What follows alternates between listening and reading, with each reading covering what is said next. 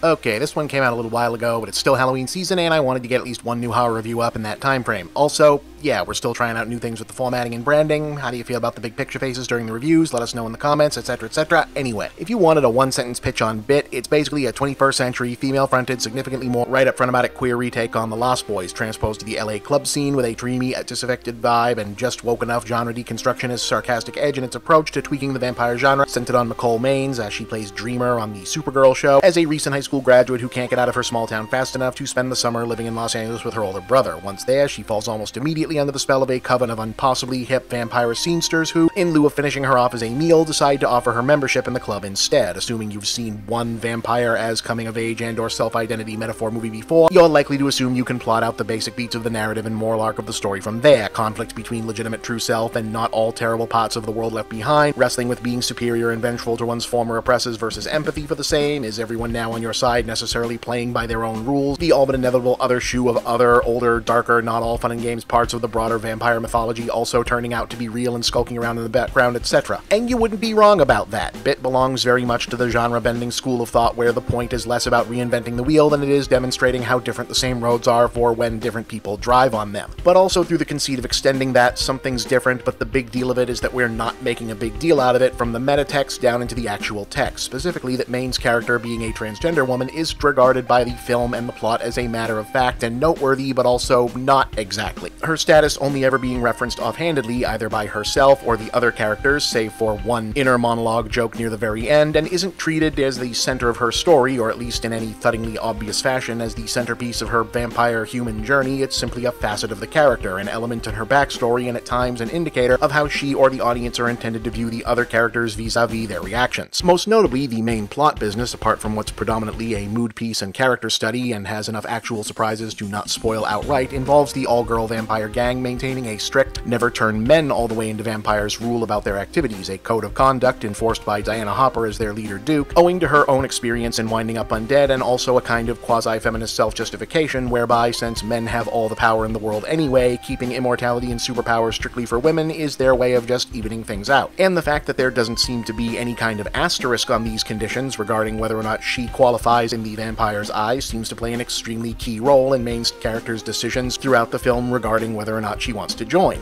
In addition to simply being refreshing, this is also smart in establishing a sense of place and headspace with the characters and the rules of the film, which otherwise occupies the sphere of where the horror genre and things that are here because it's a movie get explicitly highlighted in order to be gently subverted later, particularly the way a red herring threat gets gradually introduced and built up only to be abruptly not all that threatening, which is a particularly good bit of business. Now, there are some issues that take it down a bit. The budget gets in the way from time to time, as often happens with ambitious projects like this, although whether or not a deliberate choice or effective constraints, the nightlife scenes are amusingly a lot more realistic approximations of downtown LA clubs than you often see in film, and the characters outside of the mains are memorable enough to occasionally feel underdeveloped otherwise. At times, one gets a sense of a solid series pilot more so than a feature, though one with a much stronger sense of pacing, depth of characterization, and under the circumstances, visual panache and storytelling language than you'd expect from genre television. Bit is a small film, but it's taking a big shot in several regards, and it seems to have a genuinely strong sense of its time, place, and especially the audience that will most appreciate it, while also working quite well as a new, different enough take on an extremely well-mined genre. There's also some good gore and some nice scares for the horror fans, and a good showcase for most of the young, fresh cast. Call this a 7 out of 10. Looking forward to seeing more from pretty much everyone involved.